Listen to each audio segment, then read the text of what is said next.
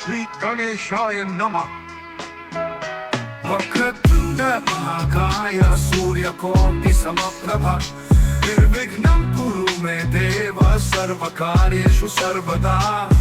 प्रणम्य शिरसा देवं गौरीपुत्रं विनायकं भक्तवासं स्मरे नित्यं आयुकामार्थसिद्धये।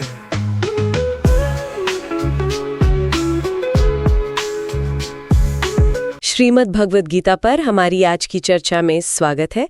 हम देख रहे हैं अध्याय 9 श्लोक 23 से 34। ये राजविद्या राजगुह्य योग का हिस्सा है, मतलब सबसे गोपनीय ज्ञान। बिल्कुल। श्रोतो गीता के यही श्लोक हैं और हमारा मकसद है इनमें जो भक्ति पूजा के अलग अलग तरीके और मुक्ति की बात है उस पर श्री कृष्ण के नजरिए को समझना। हाँ। तो शुरू करते हैं श्लोक 23 से।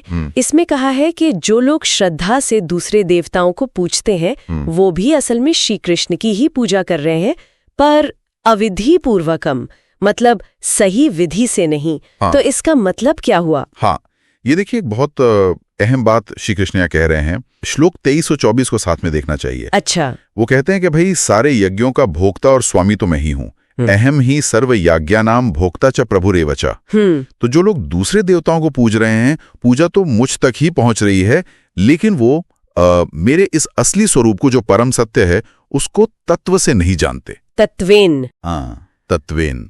और इसी वजह से वो चूक जाते हैं, मतलब परम गति से मुझसे वो हट जाते हैं।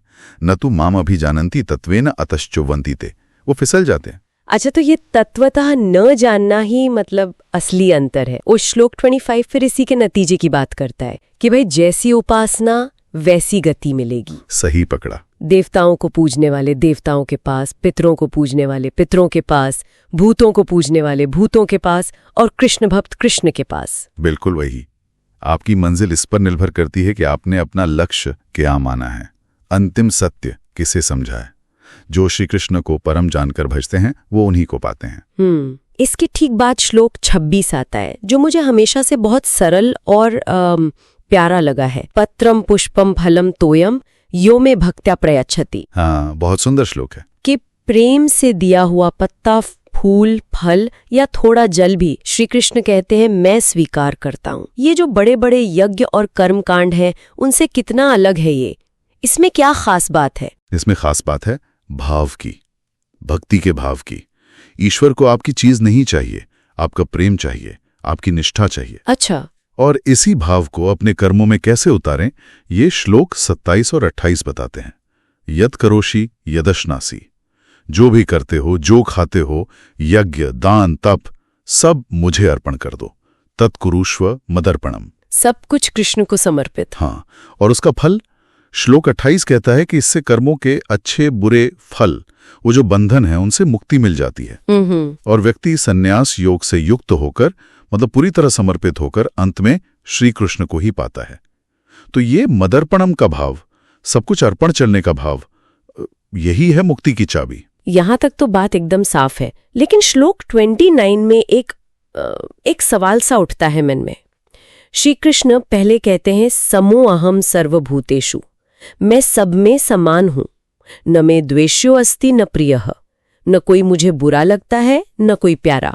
हाँ। पर ठीक अगली लाइन में कहता है ये भजन्ति तू माम भक्त्या मयि ते तेषु चाप्यहम्, लेकिन जो मुझे भक्ति से भजते हैं वो मुझ में है और मैं उनमें हूं। तो ये एक तरफ संभाव और दूसरी तरफ भक्तों से विशेष लगाव, ये थोड़ा विरोधाभासी नहीं लगता? हाँ, ये सवाल बहुत स्वाभाविक है, अक्सर पूछा जाता है, पर इसको विरोधाभास की तरह नहीं बल्कि भक्ति की पारस्परिकता, मतलब रेसिप्रोसिटी की तरह समझना चाहिए। अच्छा, कैसे?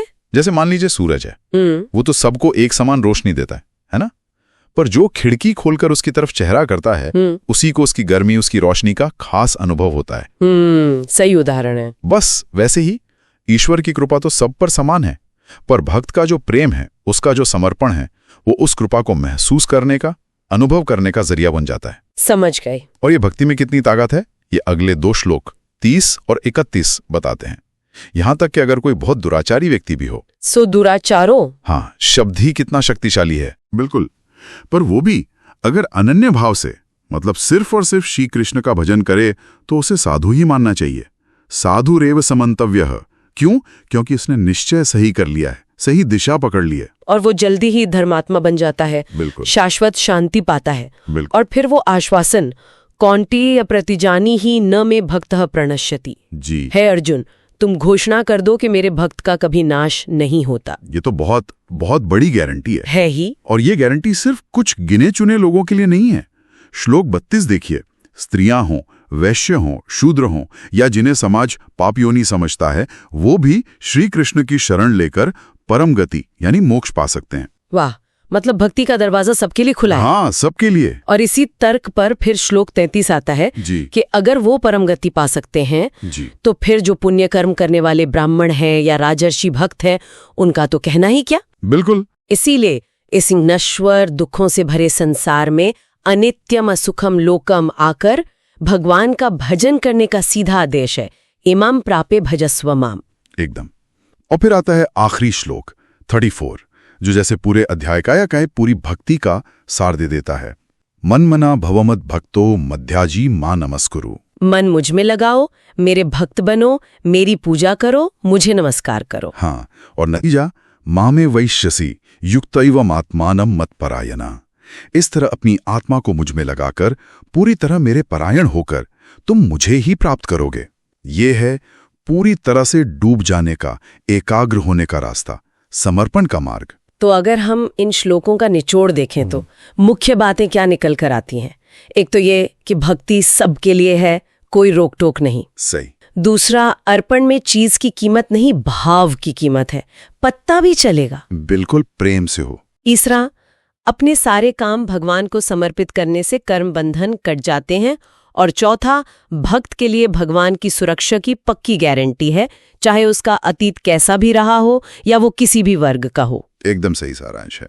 और इन सब का निचोड़ यही है कि ये रास्ता बाहरी चीजों पर, कर्मकांड पर या सामाजिक पहचान पर उतना निर्भर नहीं करता जितना कि अंदर की निष्ठा, प्रेम और समर्पण पर करता है। ये ज्ञान की बराबरी और भक्ति की ताकत दोनों को दिखाता है। अब श्रोताओं के लिए एक विचार छोड़ते हैं। श्लोक 34 में पूर्ण तल्लीनता की बात है, युक्तैवम आत्मानम मत्परायणः। पूरी तरह से जुड़ जाना। तो अगर हम कोशिश करें अपने रोज के छोटे मोटे कामों को भी इसी भाव से करें जैसे भगवान को ही अर्पण कर रहे हैं, तो क्या ये इस दुनिया को, जिसे अनित्यम सुखम लोकम, नश्वर और दुखमय कहा गया है, उसे अनुभव करने का हमारा तरीका बदल सकता है? इस पर सोचिएगा जरूर।